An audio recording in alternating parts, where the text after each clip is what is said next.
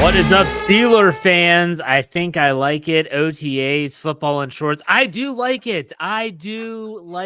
Because it's better than nothing. I welcome Dave Schofield. Brian Davis will be joining us here shortly, but until then, it's just myself and Dave. What's up, Dave? How's it going? Hey, it's going week 1 of OTAs. Well, phase 3 of OTAs. Technically, they're all OTAs, but these are really what even the team called them OTAs that way. But check. That's done. So they'll be back next Tuesday. So yeah, that's it. It was nice to actually have football activities happening. Like you said, it is football and shorts. And I love the saying, football and shorts is better than no football at all. Exactly. So I was going to ask this to Brian, and I'm sure if he joins us shortly, he'll get the same question to get an opportunity. But after week 1, this is the most coverage you're going to get of OTAs until mandatory minicamp in early June, in which case more reporters will be there for that because that's when players have to be there. So Cam Hayward has to be there unless he wants to have a serious fine or anything like that. So in that regard, any of the coverage, anything happen, whether it was a video, whether it was an injury update, anything like that, anything that stuck out to you, what was it? The lack of injury update. That's got to be number one. That's got to be the prime thing. There was a player that reportedly the Steelers didn't announce anything, but the reports were. I mean, I even know that Aaron Wilson, who he covers the Texans, right? He does, but he's an NFL insider type. Yeah, he's an NFL insider. He does a lot of transaction stuff. That the Steelers had a wide receiver. He was a futures player that got hurt, waived, injured, didn't get claimed. Back to the Steelers and I think we still wait because I think that injury settlement thing could still happen even this part of the offseason. But that's the only thing. And honestly, it was a player that I didn't even know. I wouldn't have if you'd have given me a multiple choice answer of 4 names of which one's on the Steelers roster and his was the right answer. I don't know that I'd have picked it out depending on how ridiculous the other choices were.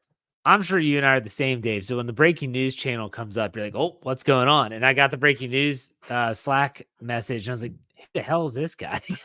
I saw it yesterday, but I didn't. I'm like, until the Steelers say something or acknowledge it, I didn't get the point. Well, while we're talking about injuries, and the Steelers did sign a new player, another veteran running back this time. His name was, I have it written down here, LaMichael Pirine. I believe that's how you pronounce his name. Another guy who's younger but doesn't have a ton of experience. Are they at the allotted 90 players on the offseason roster, Dave? I don't think so. I think they're allowed 91.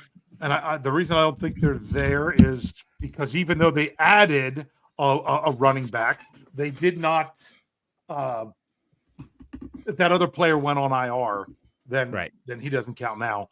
So I still think they have a spot or two. I'll have to look at it. They don't number them on Steelers.com. You got to sit there and count all the players to see how many they got.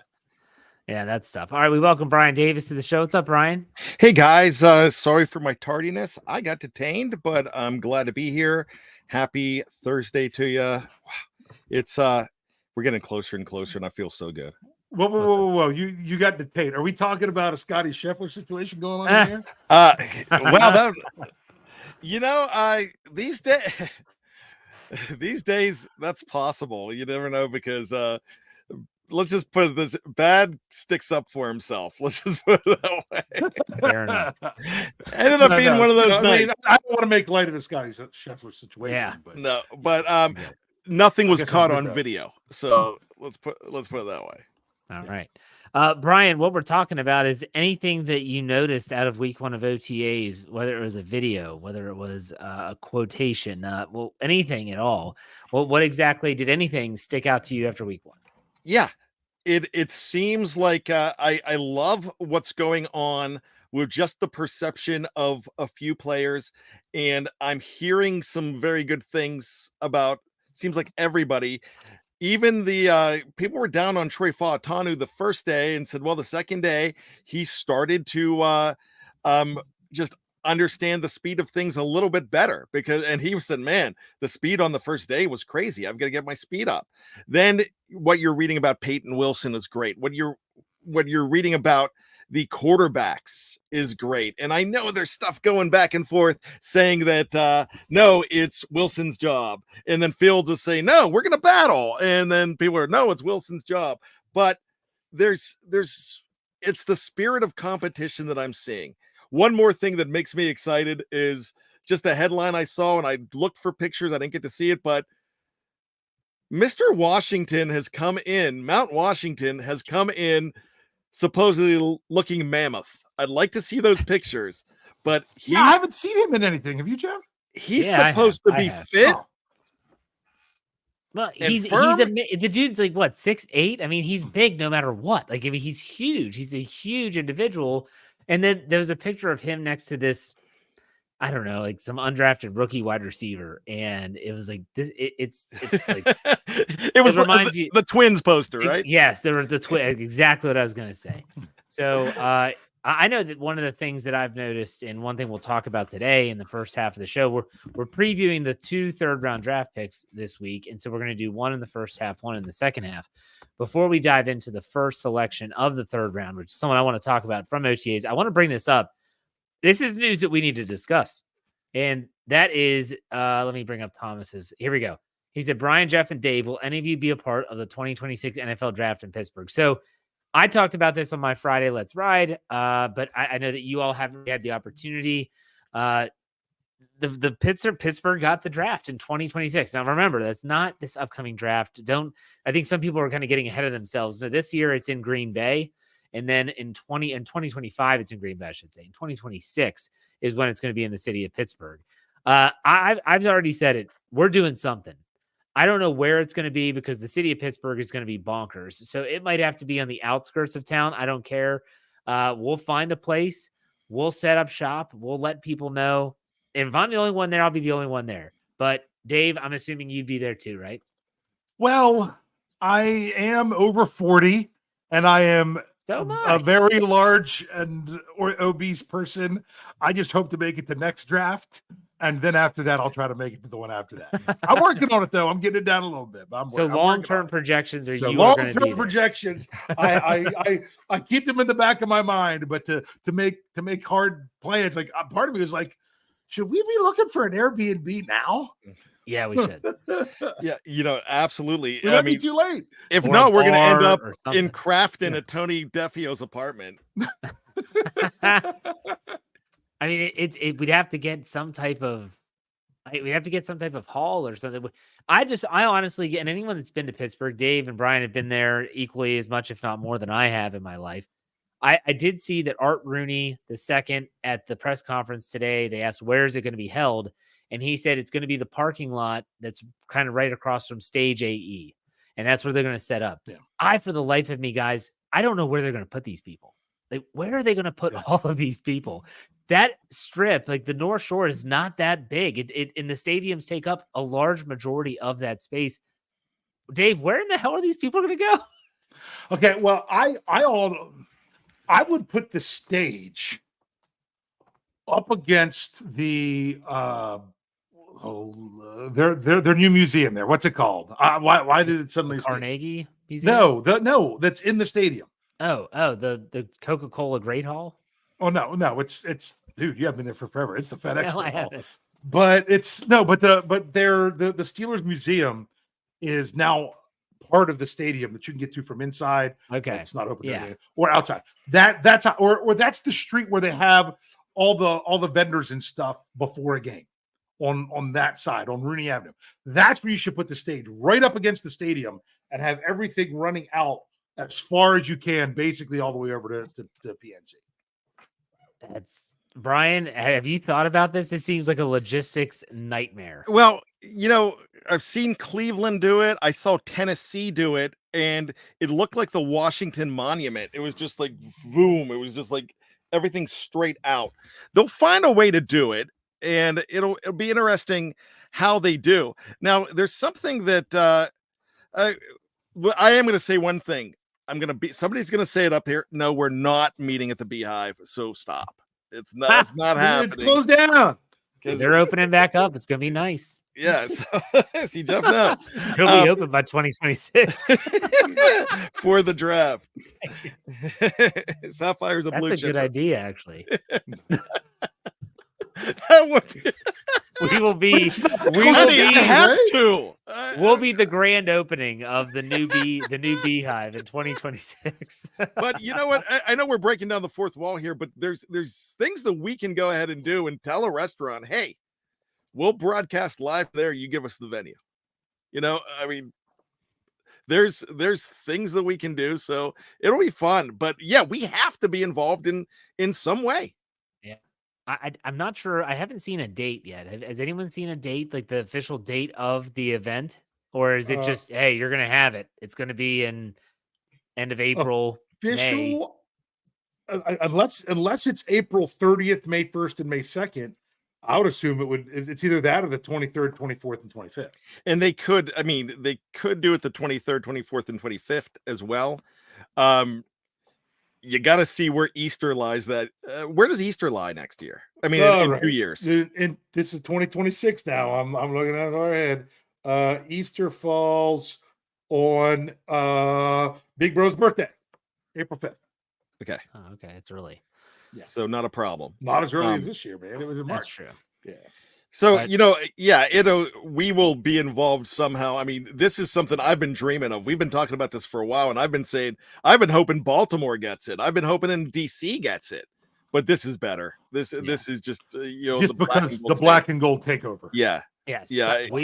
We'll be there. We'll be there somewhere. I'm not saying that we're going to have have representation there. Yes. In some way. And it might not be right there because I have a feeling that place is just going to be a madhouse. So maybe it will be somewhere else, but we'll let you know. We got time, but we are going to do something. So, all right, let's dive into the topic of discussion today, and that is the Steelers' 2 third-round draft picks. Let's start with the wide receiver out of Michigan, Roman Wilson. What we've been doing, in case you haven't heard the last few Steelers preview last week, we took a week off of the previewing of the players because we talked about the schedule. We asked, what was your gut reaction when they made the pick? So, Dave, I'll start with you. Same question as always. When the Steelers picked Roman Wilson out of Michigan, what was your reaction? All right. I don't want to steal the thunder because my reaction was based on somebody else's reaction. So I'm actually going to let Brian answer because his reaction to that pick, I piggybacked right off on it, and it was his reaction, so I want him to make it. Wrong Wilson?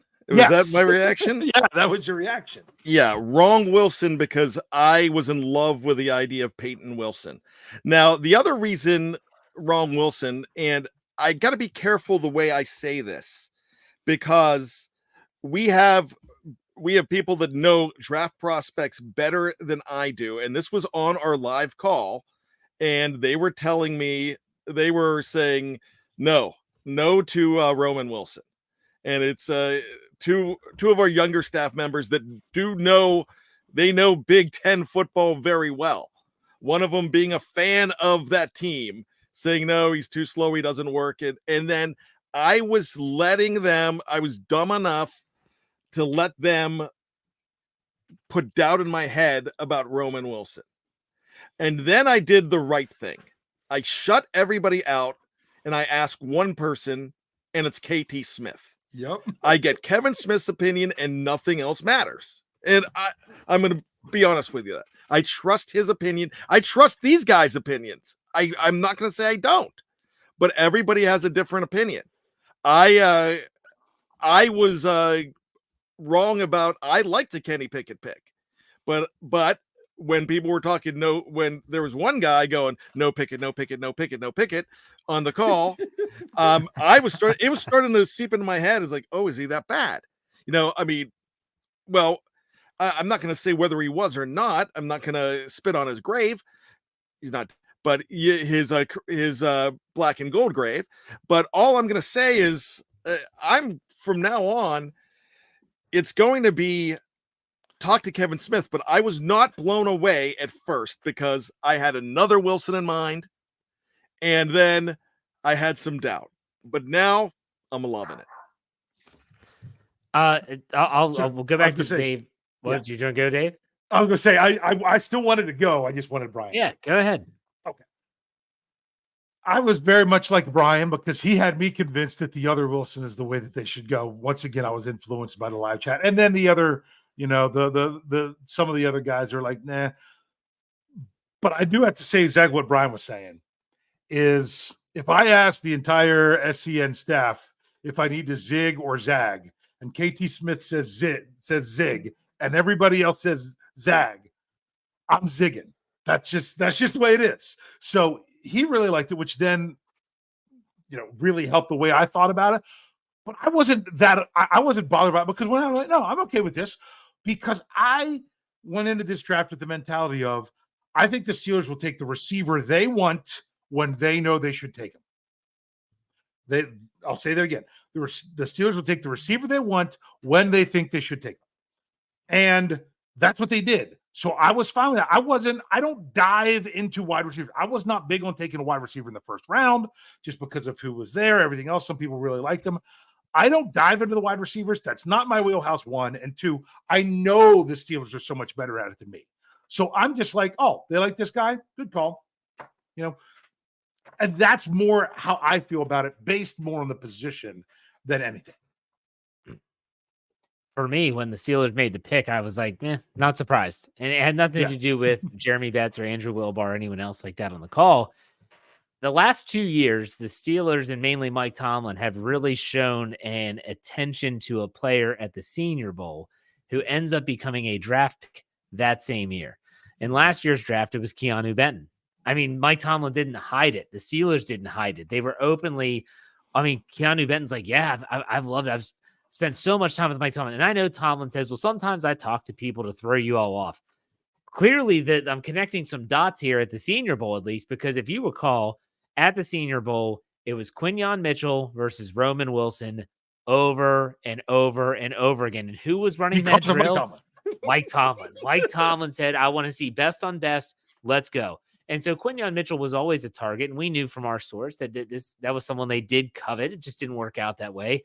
But don't think he wasn't watching the receiver who was going against that cornerback they liked over and over and over again. They liked him enough to take him. So I wasn't surprised with the selection. And I will be honest, I didn't know much about Roman Wilson. My knowledge base typically ends after round 2 of these college players. So I have to get to know them. I have to learn them. I'm not about to lie to people that listen to podcasts and think, oh, Jeff, yeah, he knows all these players. No, I don't. I'm not an idiot. I'm not going to lie to you all. I have really liked what I've seen and read about Roman Wilson. He has the mindset of a Hines Ward in terms of, I'm going to do the dirty parts of this job. I'm not afraid to go in and block. I don't care if I don't get the ball. I saw some clips that KT Smith shared when he did his video breakdown for our YouTube channel. He's the play is opposite of where Roman Wilson's lined up, and he's still going and making contact with the defensive back to the point that the defensive back, an Alabama defensive back, mind you, is complaining to the officials about it. He's not doing anything illegal, but the play's going. He's not even on the play side. He's on the other side of the field. He's just that agitator. I've been really impressed with seeing just the clips that we've seen about his speed in and out of breaks at OTA so far this year. I've been very impressed with what I've seen from Roman Wilson so far. And I know that it's nothing that counts. I get that, the blocking in college, it's not the NFL, and OTAs is football and shorts. I get all that. But from what I've seen so far, I'm very, very happy. I guess the question now that we have to ask ourselves as fans is, what kind of role do you think Roman Wilson will have this year? Dave, we'll go with you first. I think he'll do what Steelers fans are probably not going to like it, but I'm not saying it's the wrong approach. I think he will be utilized early a little bit, and his role will increase week by week by week by week. I saw, where was it? I was hearing that. Was it on Here We Go? Maybe I was hearing the stats or something. I'm trying to remember about how maybe it was a different, you know what? It could have even been Black and Gold Blueprint with Roy Countryman. It was one of those shows where someone was given the breakdown of the Falcons only using 3 or more receivers 18% of the time. That was actually bad language. It was bad language. Okay. All right. You know what? I was listening to all of those while I was mowing grass. I finished one, listened to one, and then listened to the other. So I knew it was one of those in there. And for that reason, I get that Roman Wilson could move into it, but it's going to be, he doesn't have to be the number 2 wide receiver to start the year. Or do the Steelers have another number 2 wide receiver that everyone's thinking of? Not glaring right now. Does this mean it's the end of the roster? For him? No.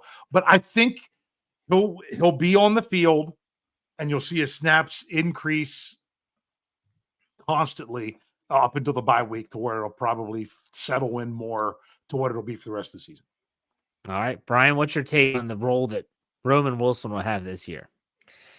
It depends on a few things. If we go ahead and look at what we think we know about the Arthur Smith offense, then he's going to be fighting for some balls.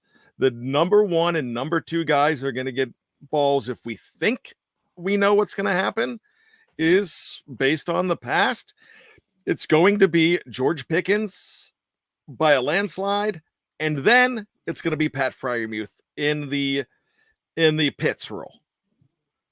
Okay. What's his first name? Pitts. Kyle Pitts. Excuse me. Thank you. So he's going to be in that role, and then he's going to be the next guy in the Van Jefferson type guy. Oh wait, you've got Van Jefferson, but Van Jefferson was only there for a year. So those are the guys that. Well, he used to be a Falcon. Scotty Miller used to be a Falcon. Cordero Patterson. They're going to go ahead and. So we think they're going to go ahead and get preference over everybody else. No, I doubt that, but we can go ahead and think that because that's what we think we know. The whole podcast that you were talking about the other day, it was so you think you know Arthur Smith is what that's it was. Right. So if we think we know Arthur Smith, yeah, that's what's going to happen. And that's why we brought up the 18%.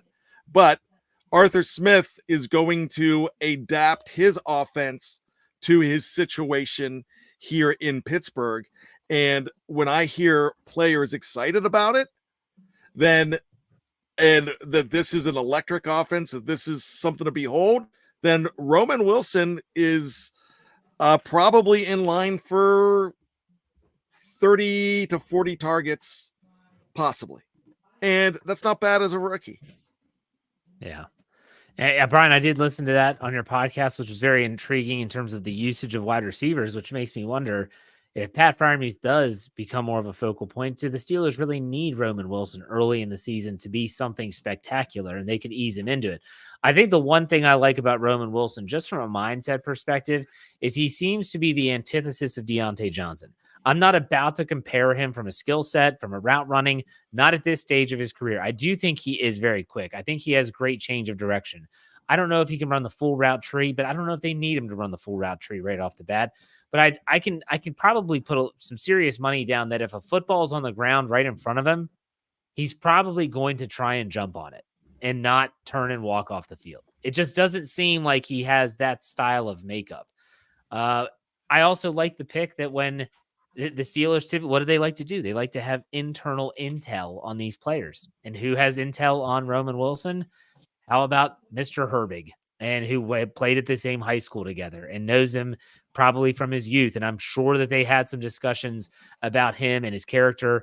And I think that this is going to be an interesting season from a wide receiver perspective. I've already seen and heard George Pickens acting, speaking differently. It's really unique. I don't want to get into that too much because we're focused on Roman Wilson, but I'll tell you this, I like his approach, and it's kind of a breath of fresh air when you think about what they dealt with in the past. And I'm not saying Deontay Johnson was a turd or anything like that. We've seen plenty of those come to the Steelers and leave the Steelers, but ultimately I think Roman Wilson is going to be a good fit for this team. Dave, final thoughts on Roman Wilson? I like what I'm hearing about him, but let's see how. I have a feeling he's one of those players that when you get them in pads and give him the opportunity to smack somebody, is you're going to like him even more. I hope you're right. Brian, final thoughts on Roman Wilson? Yeah, I think we've been snake bit for the last 30 some years with the number 10.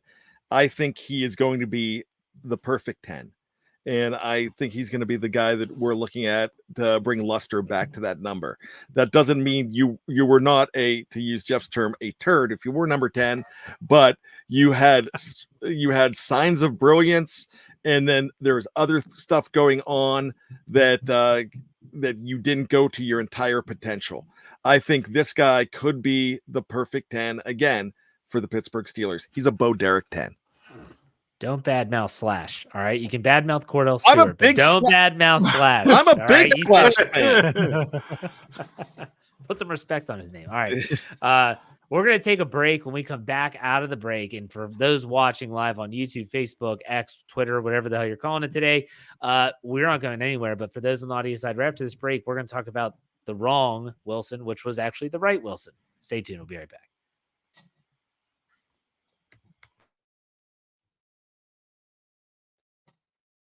All right, Steeler fans, we are back. We're talking about the other Wilson. That's the right Wilson, the Wilson that Brian and Dave both wanted with the first third-round selection. That would be linebacker Payton Wilson out of North Carolina State, the injured one, the one without an anterior cruciate ligament in a knee. That's your ACL, one that's been supposedly battling all these injuries, even though he was healthy the last 2 years. This guy is a ball player. So let's go. Same question as always. Dave, when they drafted Payton Wilson out of NC State, what was your thoughts? My thought was it felt like, 2023 all over again. The player that you would have been more than happy with the last pick. What do you know? You were hoping they would take him with the last pick, maybe. What do you know? There he is the next time you select. Got that with Darnell Washington into Nick Herbig and Joey Porter Jr. from Broderick Jones. I mean, even Keanu Benton from Joey Porter Jr. A lot of those kind of feelings the year before. That's what it felt like here. This was a player that I would have been totally fine with them drafting him in the earlier spot, but the Steelers knew what they were doing. That's why they get paid the big bucks, and we sit here on a Thursday night talking in front of a microphone because they knew that they ended up being able to get them both. Where if Brian and I had our pick, we would be, I don't know what wide receiver we would be talking about right now. It's true. Brian, when you finally got the Steelers finally took Payton Wilson, the guy you wanted, what was your take? It was Hallelujah Chorus. There was a marching band going on in my living room, and it was everything tasted better. Dog food would have tasted good at that moment because everything was spectacular in my mind. And then reality hit me, and I'm thinking, oh my God, why do you fall this low far? And is he hurt? Is he healthy?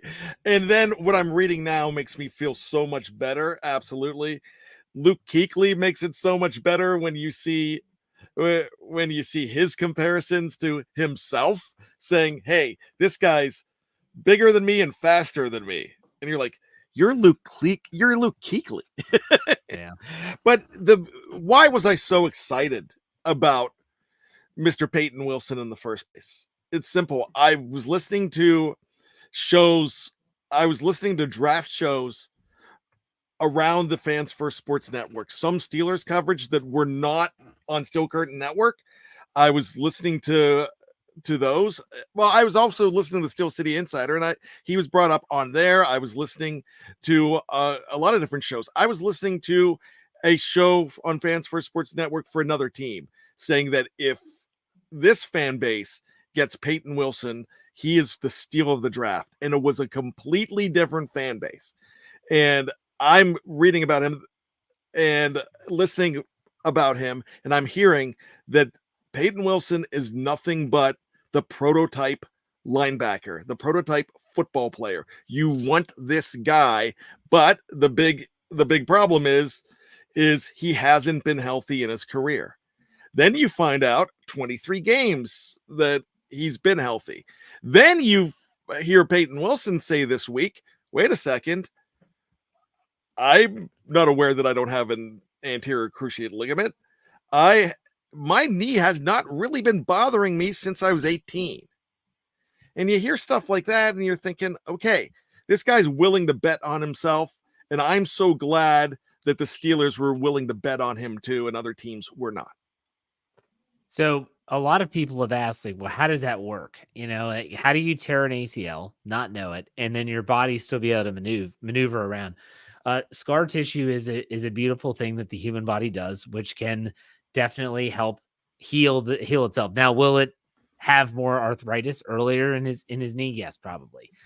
Yes, Hines Ward, who we already mentioned when we compared to Roman Wilson, he also only had one ACL in his body. So it is possible you can still have a long career in the NFL. Will he have some ramifications of it later in life? There's a possibility, but ultimately, if he's gotten this far and he's been healthy the last 2 years, again, I'm not going to pretend I didn't know anything about this guy. The more I read, the more I like. And then also, which is going to lead us into the next topic, which we always bring up, which is what do we expect from this player this year? I think he's going into a perfect situation.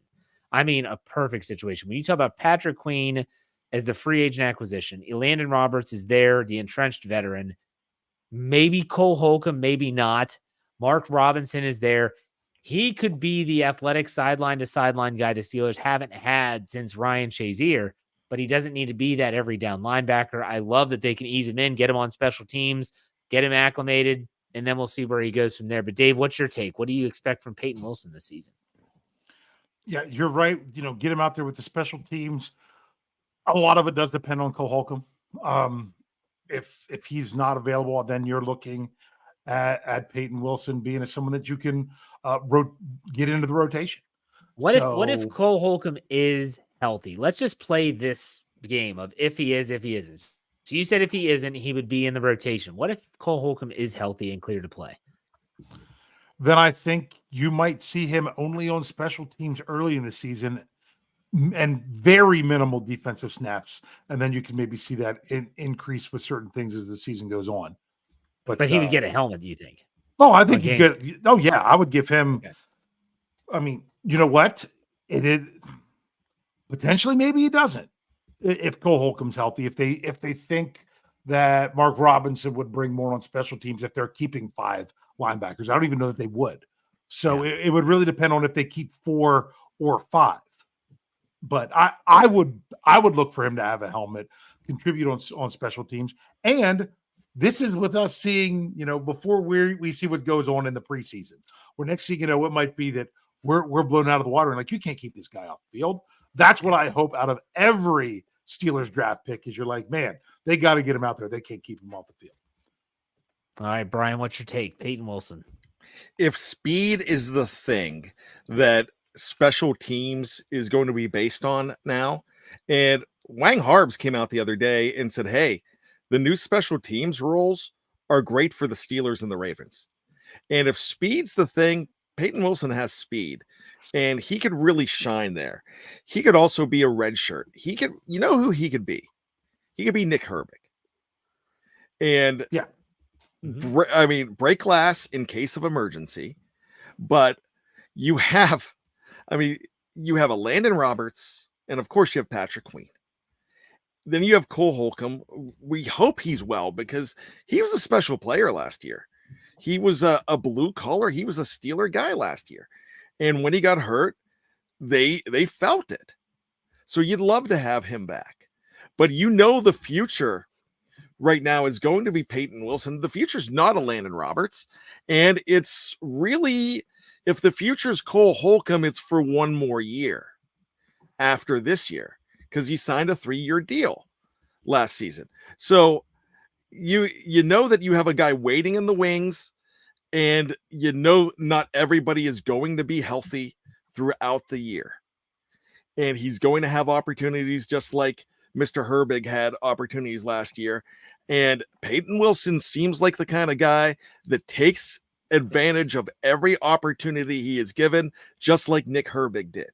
I know it's a different position, but he's going to take advantage of these opportunities. My gosh, you have something you haven't seen in a long time on the defense, and it's depth.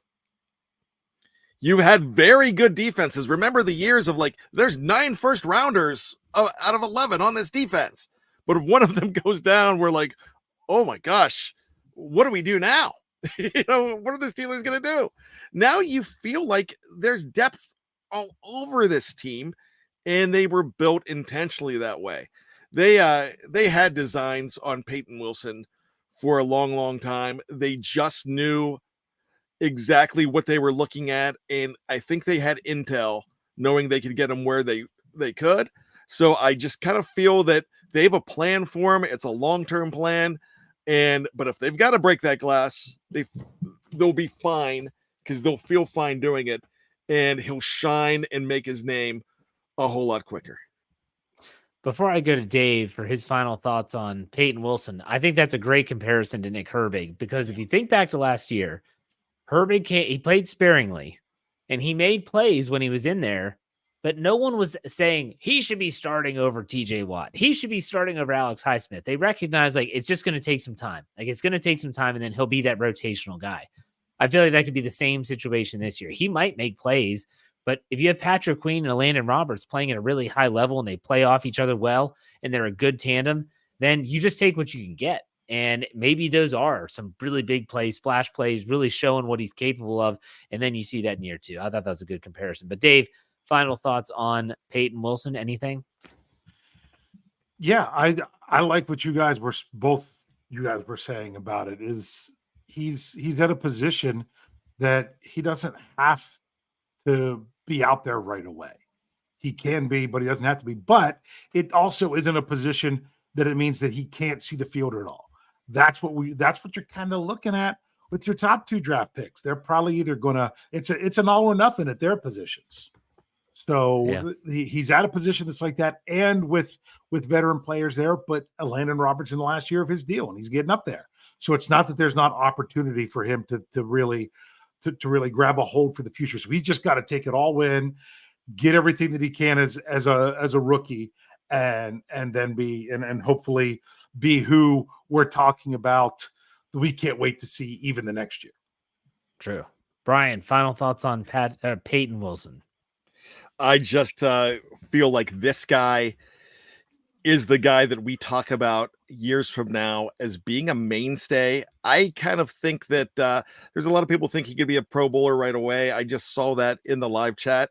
I think you could take your time on a guy like this. I'm going to do another comparison.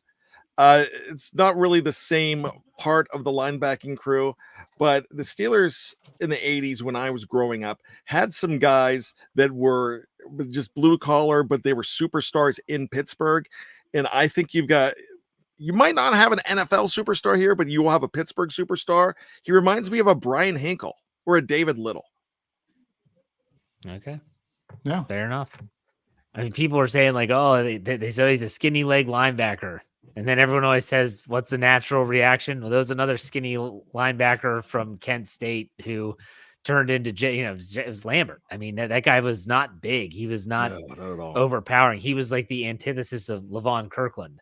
But yet he still was, well, one of the greatest ever play. So, okay. So there you go. 3rd round draft picks, Payton Wilson, Roman Wilson, not in that order, but still breaking them down. And this is going to be a fun duo to watch as they play out their careers in the black and gold. Brian, get that turnaround from 3rd round picks. What's that? You got to bounce back from 3rd round picks. Steelers have had some 3rd round picks recently that are just no good. Huh? I'm trying to think who was last year's 3rd round pick. I mean, that's one that is a little Darnell bit Washington. Different. That's Darnell, right? Yes, but I'm thinking further back. Leal, Mr. Inactive. Kendrick Green. Yeah. Alex Highsmith was a good 3rd round pick. Yeah, he was though. That was a good one there. And really, Deontay Johnson wasn't a bad. They've been really feast or famine, haven't they? Yeah, it was really just those two. Because it was Deontay Johnson and Justin Lane. Those were the 2 3rd round draft picks, and that's who? Huh? Oh, Lustin Jane. Sorry, Lustin Jane. There you go. I don't want him to come at me in the DMs anymore about saying mean things. Words are hurtful. Anyways, is that? Brian, do you have trivia tonight? Yeah, actually I do. And I'm actually going to go ahead and I'm gonna pivot here because of something I was looking up draft picks, and when Dave was talking about the third rounders, I was looking at the third rounders. There have been in the last 10 to 15 years a lot of Pro Bowl players that came from the third round. One that has had a big payday, and I'm not talking Alex Highsmith, even though I could be, but I could list 4 guys picked in the third round from the last 10 to 12 years that had huge free agent paydays. Could you name 3 of those guys? Huge, like free agent paydays, not with the Steelers or with the Steelers? Not with the Steelers. So Steelers third round draft picks who have had big paydays other places. Yes, I am going to go ahead and say that there are actually 5 of them. Okay. Well, I would call, even though he's no longer there, I would call Cam Sutton's payday last year pretty big. He's one of them. Yeah. And we know there's one that stands up more than anyone. I was going to let Jeff say it, right? I'm drawing a blank right now. First a big payday with the Eagles, then a big payday with the 49ers. Oh, Javon Hargrave. Yes. I forgot he was a third round pick. Yes. He was the best pick in that draft. Yeah, he was. Yeah. I'm going to throw in one that you might not consider it a big payday, but he's been huge. That I know who it is, because I had one I was going to say that wasn't a huge payday based on what position he plays. But he's been pretty good. And James Conner. I figured that's who you were talking Jimmy about. C. Sweet Jimmy C. So let's see, we got Conner, Sutton, Hargrave. You said there were 5? Yep. Are you counting? Was Dobbs in the third round as well? No, he was 4th. 4th. Okay, that's what I thought. Because they drafted him instead of Kittle. Actually, I could throw a third one in here too. Okay. Are you counting Chooks? Did you think his Nope. was enough of a payday? Okay, Nope. I didn't think so either. Rudolph's wasn't. They were both in the same draft. I'm trying to go back to the drafts in my mind. Let's see, because 17 was Sutton and Conner. 16 was Hargrave. 15, I'll give you the positions. 15. I don't know who was their third round. It must not have been anyone that stood out because I can't remember who it is. Now, remember I said maybe up to 15 years. Okay, I'm still going back. You said 10 to 12. Now it's up to 15. Because I can't do math in my head. Then the only other one that, if you're going back that far, 15 years, that'd bring in Emmanuel Sanders into play. It's going to bring in not only Emmanuel Sanders, but another young money guy. Well, Mike Wallace was the year before, wasn't he? He was a third rounder. And here's one more player that I'm going to bring up that I don't think you're going to get. He got a good payday. He was also a third round pick in that 2009 draft. Oh, that's Lewis. Keenan Lewis. That went to where? New Orleans? Yeah. Yep. Yeah. So I'm going to say that their third round picks, if you throw in Highsmith, they're feast or famine. If you throw in Highsmith, I think they've had better success. I think they've had more feast than famine, Dave. They probably have. Okay. So all right. Where had we gone? I could actually look at this. I'm hoping this year's and last year's are ones they knocked out of the park. Third round, DeMarvin Leal the year before. It's not trending in the right direction. Doesn't mean you'd have to say no around right now. Yeah. Yeah. Kendrick Green, that didn't work out for them at all. Highsmith the year before worked out great. Like I said, Johnson, yes, even though they traded him eventually, but he played a lot of good years for him. Lustin Jane, no. Then we already hit, let's see, Rudolph and Okorafor. Yeah.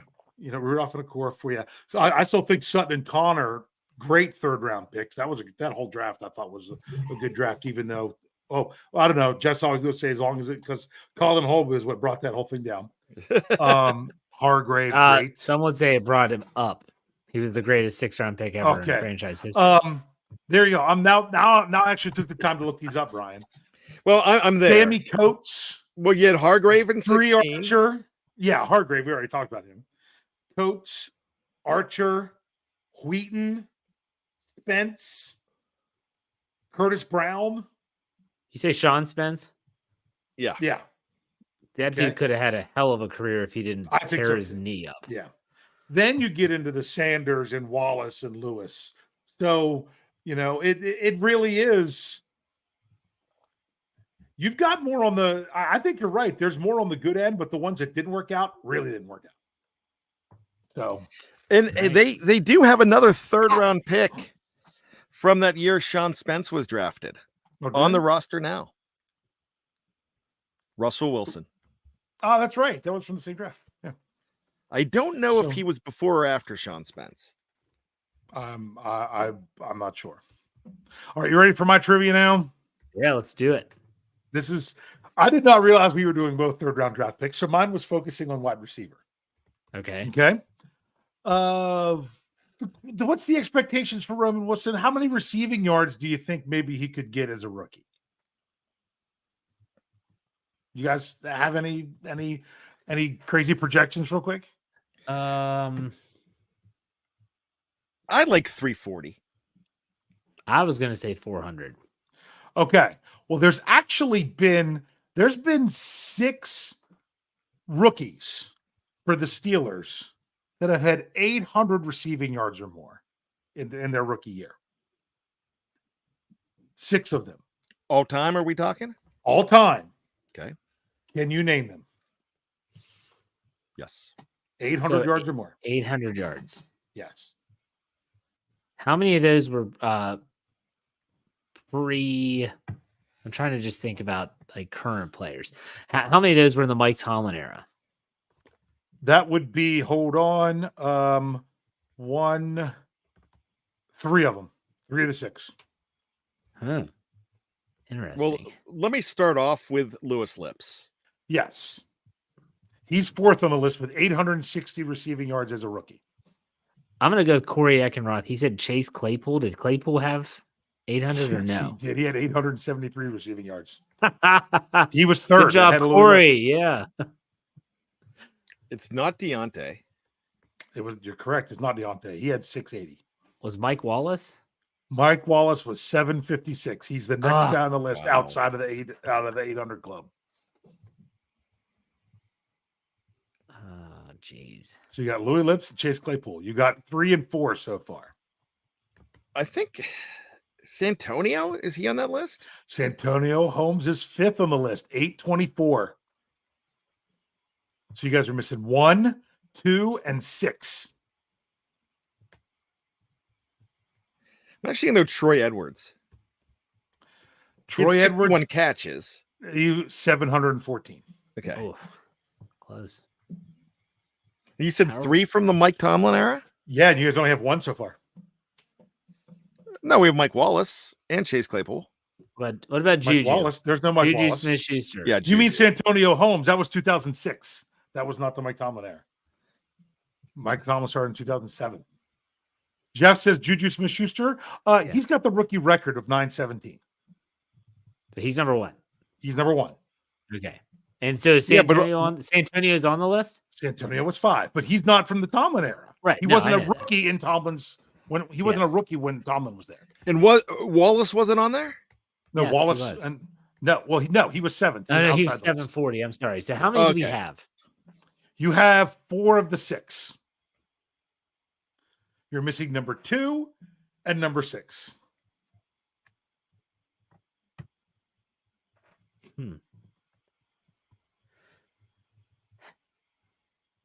It's not Antonio Brown. He didn't have 800 yards his rookie year. He did It not. wasn't Sanders either. Nope. And they were wide receivers. I don't think anyone there was no one in like the 70s that did this, was it? No, for one of them, you got to go back before that. Roy Jefferson. No, your So that was 70s is 70s. still 2 decades too soon for who's number 2 on the list. Buddy Dial. Now it's 1958. Jimmy Orr I never would have gotten we're that. not- had 910 receiving yards. I was going to guess Dick Shiner, but he's a expect you to get that quarterback. I didn't expect you to get that one, but you still have 1 more. You're still missing player number 6 who had 801 receiving yards in his rookie year. Flex? Martavis Bryant. Nope. Oh no, Martavis. He didn't even play the first 4 weeks. How many did Plexico have? Plexico Burris. I'm looking. Where is he on this list? Jeez, pretty low. Why is he not showing up? I'm going. 273. That's what he had as rookie. If he wouldn't have spiked the ball, he would have had more than that. I can't believe you guys aren't getting number 6. Number 6? I thought it was number 2. No, number 2 is Jimmy Orr. This is number Jimmy 6. Orr. This is 801 yards. I'll go for Corey. He says James Washington. I don't think it's close, but that's what Corey said. No, James Washington. I'm gonna steal Jeff's line. Why don't you just tell us?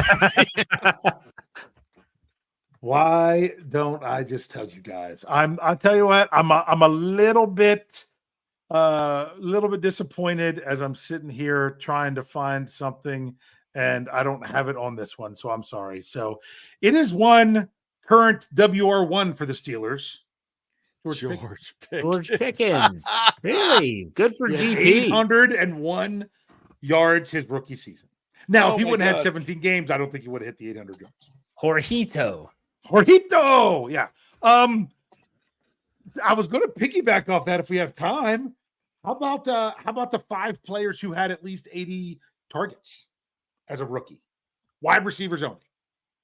Troy Edwards, number 1, 118 targets.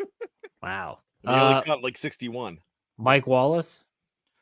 No, Mike Wallace had 72. Once again, he was right there. He was close. Man. Juju was only 79. He was one away. I said 80. I meant to say 75. So Juju would have counted. George Pickens. 79. George Pickens, 84. Deontay Johnson, 92. Mr. Target himself. How many are we missing? You're missing 1. He had 86 targets, although he was not 86. His teammate was. Plexico Burris. Yeah, I had pretty much a 50-50 shot, and you blew it. It's the other first round Randall draft L. pick. No, it's the other first round draft pick. Troy Edwards? I said Troy Edwards. No. Why don't you just tell us who Antonio Holmes. Thank you. There it is. 86. Yeah. Dave, you get more upset than we do. Like, we don't get offended when we get these wrong. You get angry. It's like, it's calm down, man. Like, me and Jeff are like, yeah. Why don't you just tell us what movie you want to see? I never get tired of that. No, I actually got scolded. Was it? Well, obviously it wasn't last week. It was 2 weeks ago. I got scolded in the live chat for giving the answer too soon. Oh, who cares? Do you hear that? What Jeff is saying about you right now? Lay off, Jeff. Yeah. So, all right. So those are some all-time numbers to look at. I didn't do the touchdowns because most of those we do. It's Louis Lipson, Chase Claypool that were up there. But so to say, he's only going to have. Could he be a Plexico Burris that had 200 and some yards, or could he be a George Pickens that had 800? When it comes to Payton Wilson, there's a wide variance there of how it could work out. So we'll just have to. That's why we tune in to watch the games all 17 weeks. That's right. All right, Brian. Final thoughts. Go ahead. All right, I'm going to go off the reservation on this one. It's still going to be the Steelers here. I'm going to talk about the Steelers, but I was watching baseball like a lot of us were watching today, and we are sick to our stomach because a 5-1 lead with one of the greatest phenomenons you've ever seen pitching. It ended up being a 7-6 loss for the Pittsburgh Pirates, and the Paul Skeens phenomenon is amazing.